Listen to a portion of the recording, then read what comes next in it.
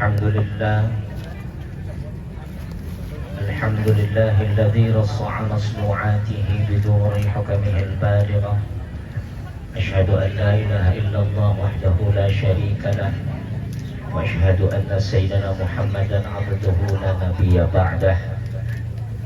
اللهم صل وسلم على حبيبنا وشفيعنا سيدنا ومولانا محمد وعلى آله وصحبه ومن والاه.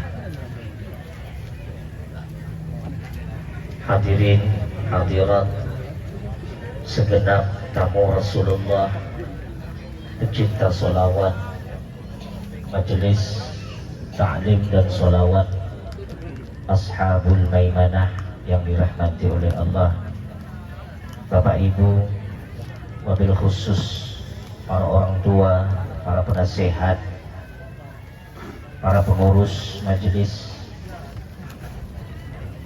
tentu juga ada hadirin hadirat undangan yang pada malam hari ini Allah kumpulkan kita semua dalam satu majelis, dalam satu rumah. Bu, nah dengar enggak saya ini?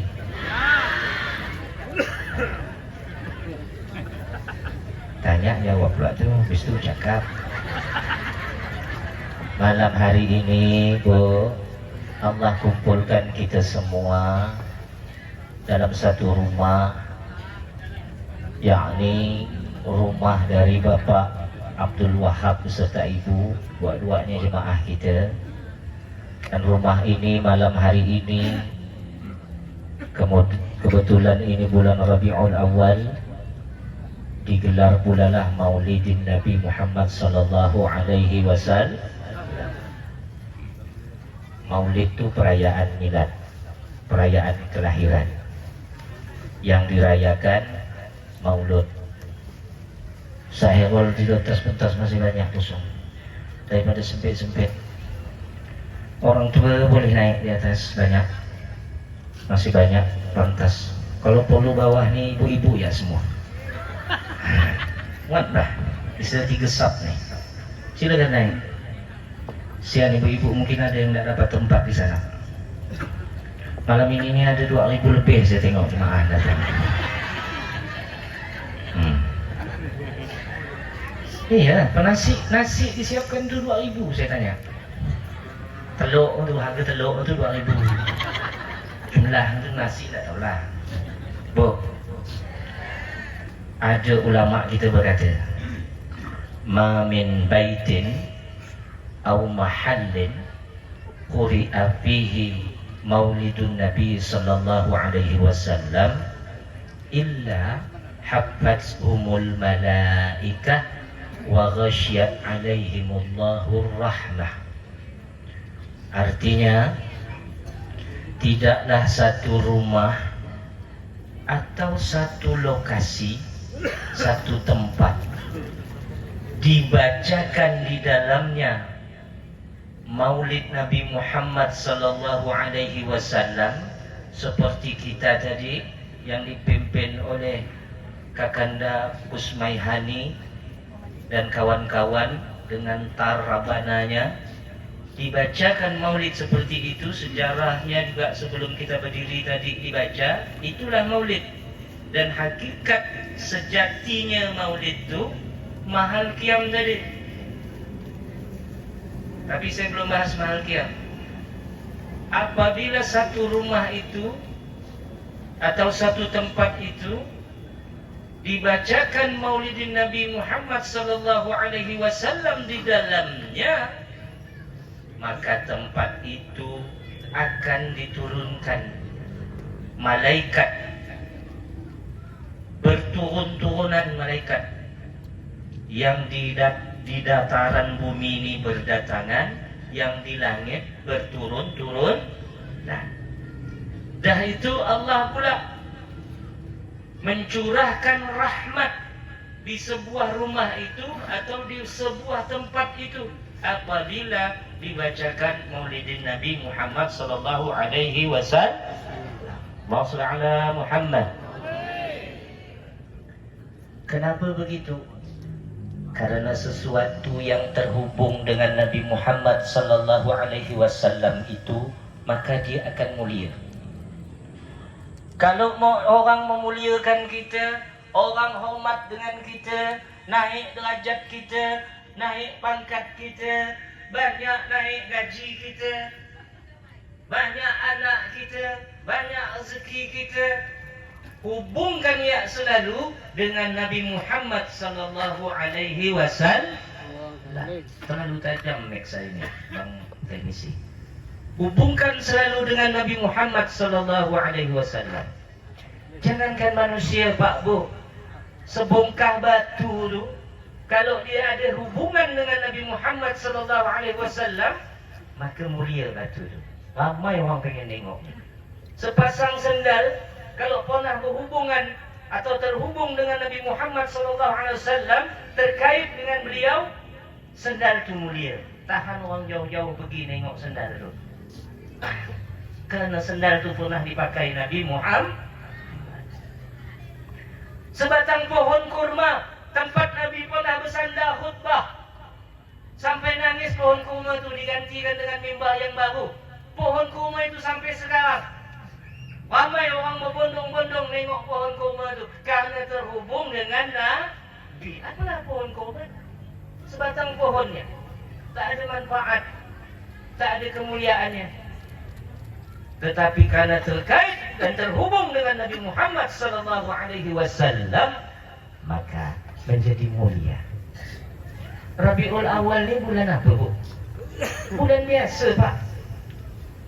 Bukan macam bulan haram, bukan pula macam bulan Ramadan. Bulan haram tu saya pernah sampaikan, kalau satu kebaikan kita buat di bulan haram, 10 lipat ganjarannya sebanding dengan bulan Ramadan. Kalau bulan Ramadan satu kebaikan, 10 kali lipat lebih banding daripada bulan haram. Tapi Rabiul Awal bulan biasa, samalah dengan Rabiul Tsani, sama pula dengan Jumadal Ula, Jumadal Tsaniyah, sama dengan Sya'ban. Tak ada istimewa ya bulan Rabiul Awal. Tetapi menjadi istimewa, tengok maulid di mana-mana umat Islam berkumpul. Bulan Rabiul Awal, putih-putih di gang serumpun. Bulan Rabiul Awal,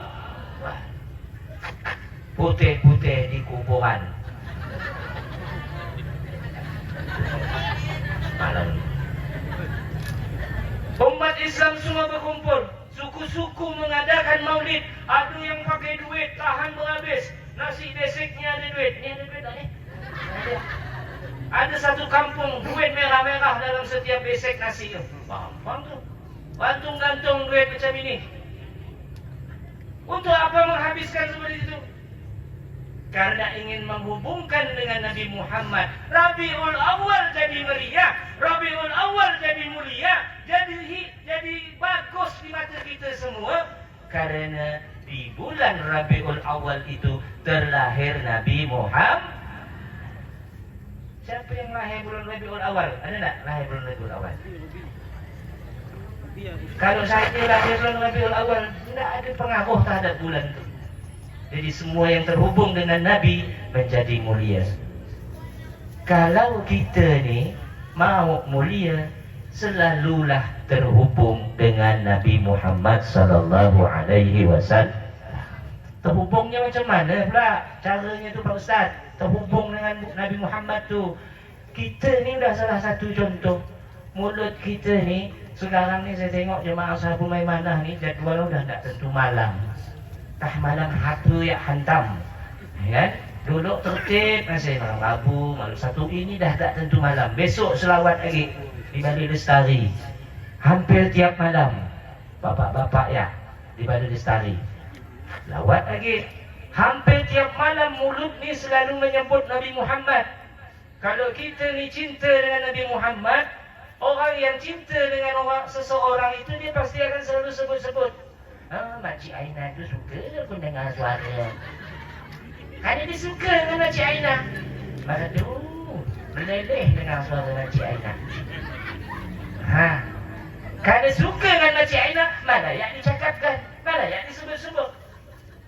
Kalau cinta dengan Nabi Muhammad sallallahu alaihi wasallam, tentulah kita lebih banyak menyebut nama beliau, nama Muhammad, nama yang paling pertama yang dimiliki umat manusia.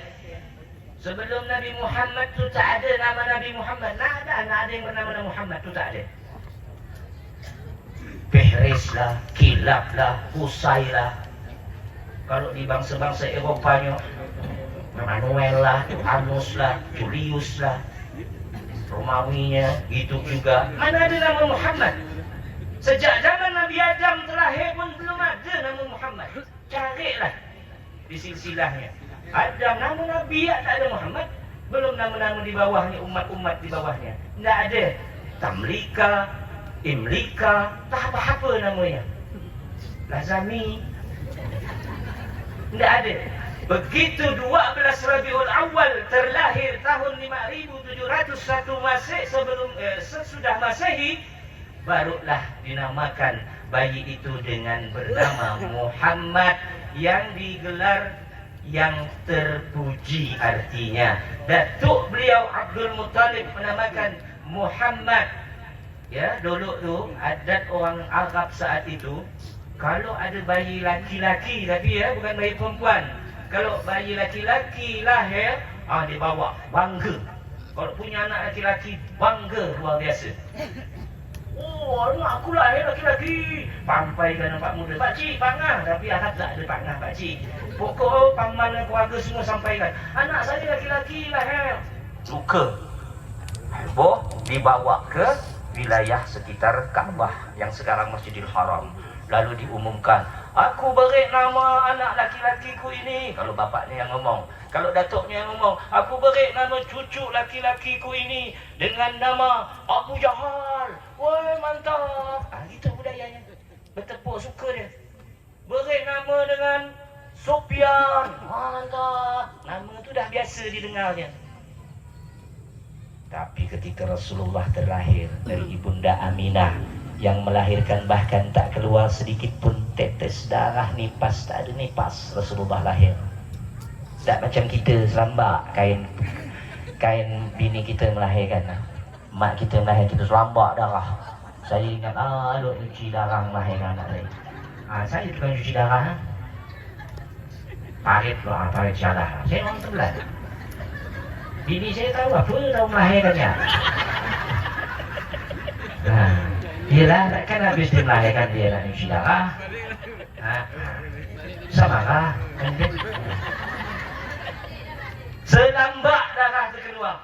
Tetapi Sayyidatuna Aminah melahirkan kekasih Allah, tak sedikit pun mengeluarkan darah nipas. Bahkan tak keluar dari, tempat biasa kita keluar tu.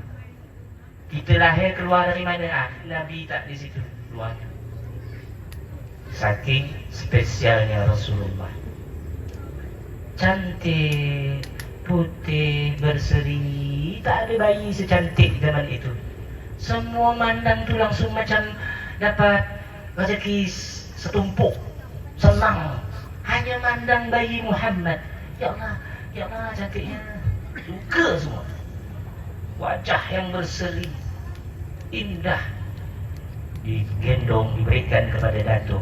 Datuk mengangkat untuk diumumkan di sekitar Kaabah. Tapi begitu dah dekat Kaabah, nak pula langsung diumumkan. Pintu Kaabah tu terbuka secara otomatis. Isyarat bahawa Abdul Muttalib masuk ke dalamnya. Masuk sang Datuk ke dalam Kaabah. Begitu masuk dalam Kaabah, di sanalah Allah mengilhamkan kepada Abdul Muttalib sang Datuk, Sammihi bi Muhammad. Beri nama bayi itu dengan Muhammad. Bukan datuknya ngarang seorang. Apa cari di Google nama cucu macam mana. Zaman itu tak ada Google. Tetapi Abdul Muttalib sang datuk dapat ilham langsung supaya diberi nama dengan Muhammad.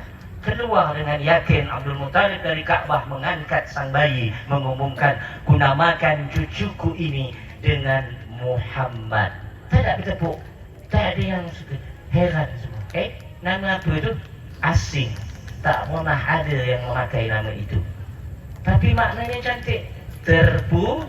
terpuji. Apa nama arti Muhammad? Terpuji.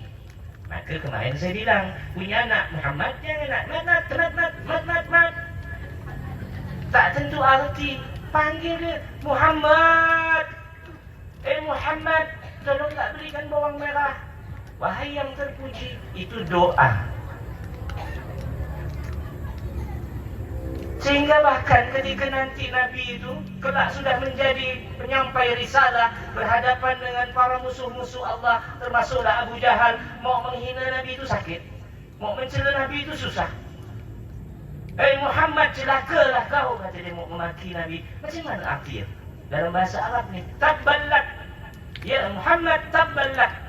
Macam mana dia nak artinya? Hai yang terpuji, celakalah kau. Macam mana artinya macam itu? Bahasa macam itu nak ngomong.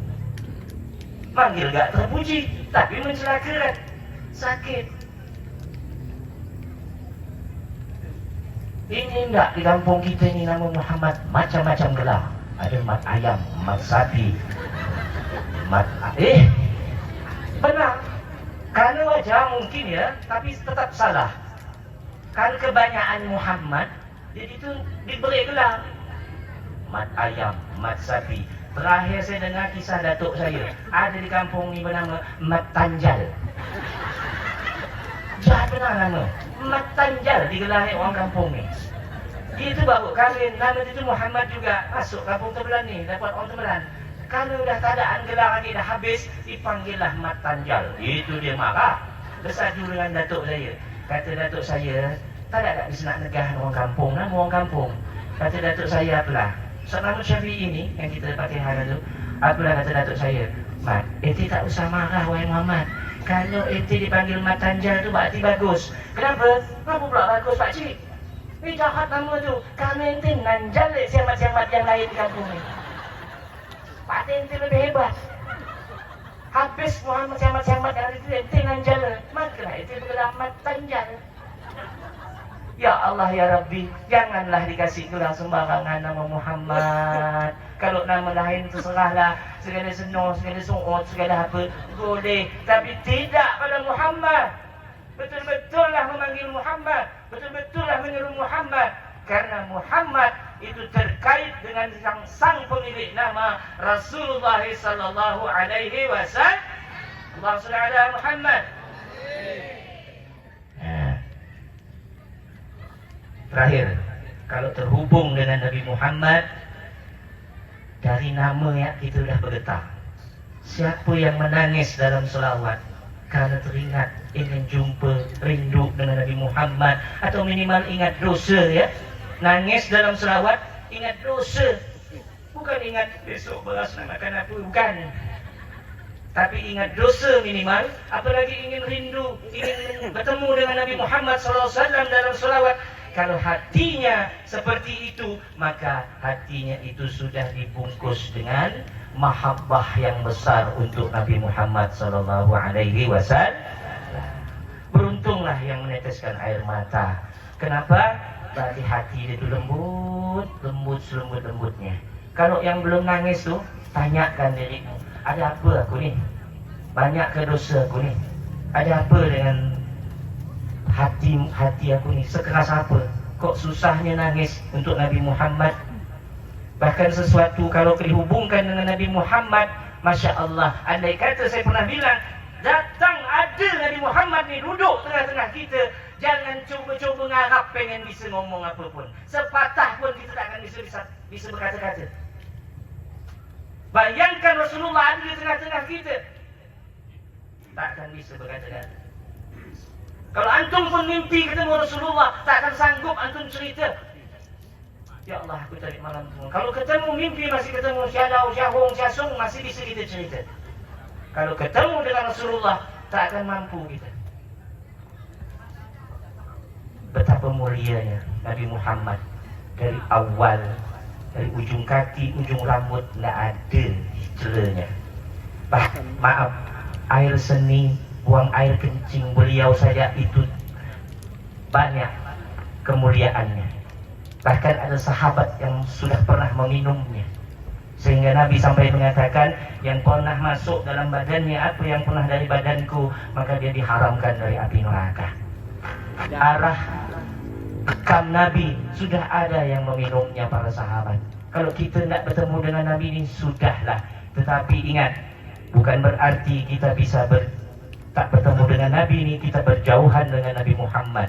Kita bisa sama derajat kita dengan para sahabat yang pernah kumpul dengan Nabi Muhammad, yang pernah bersanding, yang pernah makan minum bersama Nabi Muhammad, berperang dengan Nabi Muhammad. Kita pun bisa sama seperti itu dengan cara banyak-banyak menyebut nama Nabi Muhammad.